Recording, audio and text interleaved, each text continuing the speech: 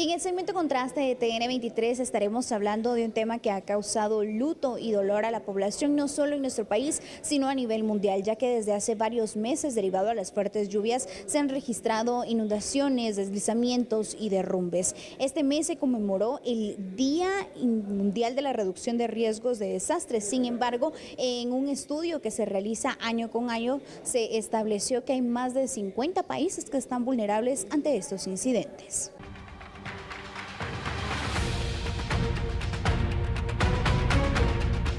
En el informe Riesgo Mundial se establecen las naciones peores preparadas para catástrofes naturales. En este figura Centroamérica. El estudio abarca 172 países. Los fenómenos tomados en cuenta son terremotos, tsunamis, ciclones e inundaciones, pero lo que realmente se analiza es la capacidad de las autoridades nacionales, internacionales y de sociedad civil de enfrentarlos, responder rápidamente y ofrecer ayuda a la población. Las regiones más vulnerables son Oceanía, el sureste de Asia, Centroamérica, el occidente y centro de África. Y los países que tienen menos riesgo en una catástrofe son Qatar, Malta y Arabia Saudita.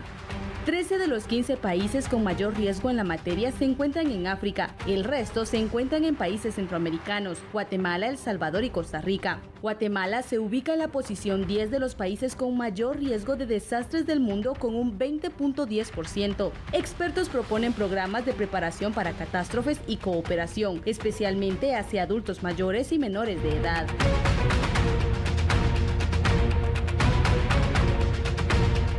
Por otra parte, en la cumbre sobre reducción de riesgo de desastres se identificaron solamente 95 países que cuentan con sistemas de alerta temprana para notificar a la población cuando hay un desastre natural. Estos países, además de construir en una mayor resiliencia, han invertido en medidas de prevención. Tomando en cuenta que al año ocurren 560 desastres naturales, el secretario de la Organización de Naciones Unidas motivó a los demás países a cubrir a todos los habitantes en un plazo de 5 años, incluyendo a comunidades en mayor riesgo con capacidad institucional, financiera y humana.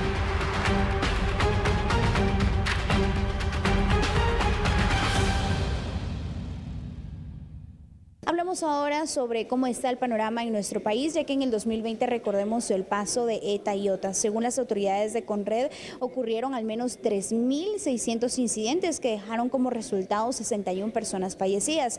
A raíz de esta emergencia, incluso de anteriores que habían ocurrido en años pasados, se fortaleció el tema de la prevención.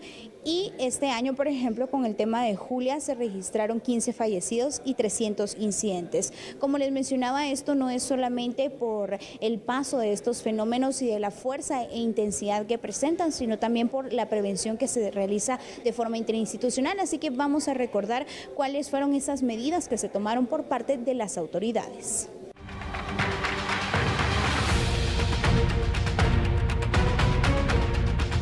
Poder apoyar a la población que se encuentra albergada y tenemos las raciones suficientes para poder atender. Esta y otra nos dejó una lección aprendida de que como gobierno tenemos que estar listos para poder responder. El trabajo interinstitucional se mantiene entre Insibume, Conred, Socorristas, Ministerio de la Defensa, Desarrollo Social, Agricultura, Ganadería y Alimentación, gobernadores, COES, entre otros. En los sobrevuelos se identificó también el impacto de las lluvias durante estos meses. Estos reconocimientos nos están permitiendo saber en qué lugares vamos a tener que hacer un puente aéreo y qué lugares vamos a transportar víveres a través de medios terrestres. En la Unidad de Gestión de Riesgos del Ministerio de Salud y Asistencia Social se refuerzan las coordinaciones y directrices de la materia. En el mundo, ¿verdad? Recordemos el terremoto de Haití, el huracán Michi y otros eventos que han impactado no solamente a Guatemala, sino a regiones completas. Entonces, con el objetivo de revisar o hacer una lista de chequeo de cómo hemos ido avanzando los países en los preparativos para la reducción de riesgos a desastres y cuáles han sido los impactos negativos.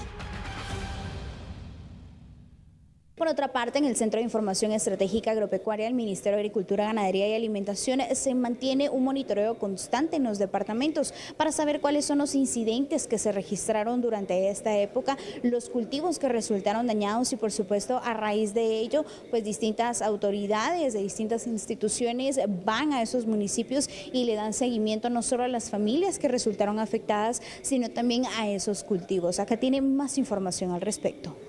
Digamos que algo que hemos estado promoviendo son las acciones anticipadas, comparando el año 2020 de ETA y OTA.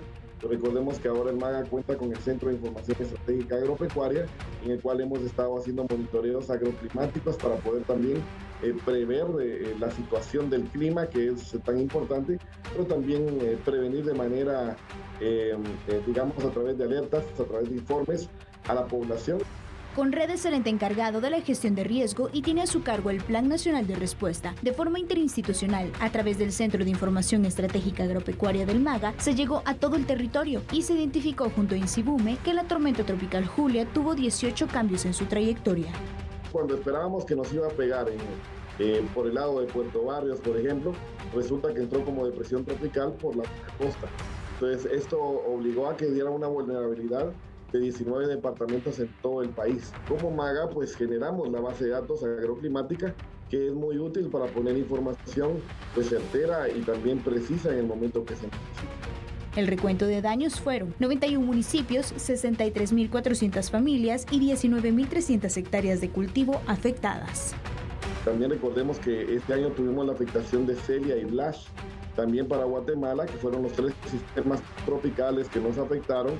Pues lo que nos obliga o la lección es que debemos de fortalecernos, continuar fortaleciéndonos y robusteciéndonos en el tema de la gestión de riesgos, que es tan importante para Guatemala. Entonces, la mejor manera de prevenir es tener conocimiento de los sucesos, por ejemplo, como MAGA. Continuamos estudiando, haciendo estudios de suelos para Guatemala para poder conocer la susceptibilidad.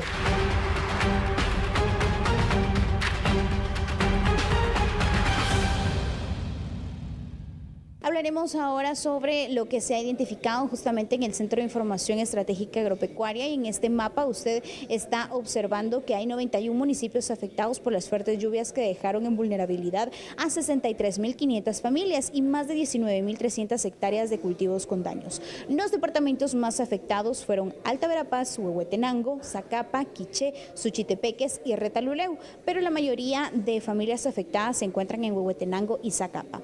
Entre los cultivos que ya no se darán esta temporada está el maíz, el frijol, el ajonjolí, café, plátano, limón, cardamomo, chile y papa. Sin embargo, las autoridades del Ministerio de Agricultura, Ganadería y Alimentación han recomendado a los agricultores una serie de recomendaciones para poder recuperar los suelos, ya que tal como se mencionaba por parte de las autoridades, se continúa realizando estudios para que ellos puedan tener esa fuente de economía. Ahora bien, vamos a cambiar de imagen para que usted también tenga en pantalla este mapa en donde se evidencia que Petén, Quiché, Alta Verapaz, Izabal, Chiquimula, Retaluleu, Suchitepeques, Quetzaltenango y Huehuetenango son los departamentos que tienen una alta humedad en el suelo. Por tanto, no se descartan riesgos como inundaciones, deslizamientos y desbordamientos de ríos. Expertos recomiendan manejar la humedad en el almacenamiento para evitar plagas y enfermedades, sembrar también con prácticas de conservaciones de suelos y estar siempre de la mano con las autoridades y expertos en el tema para poder recuperar esos suelos que en algún momento podrían quedar dañados derivado a estos incidentes provocados por las lluvias. Esto es lo que estamos abordando en el segmento Contraste, tomando en cuenta que ahora ya nos estamos trasladando a la temporada de frío. Sin embargo, aún podrían registrarse ciertas lluvias que podrían favorecer la saturación en los suelos.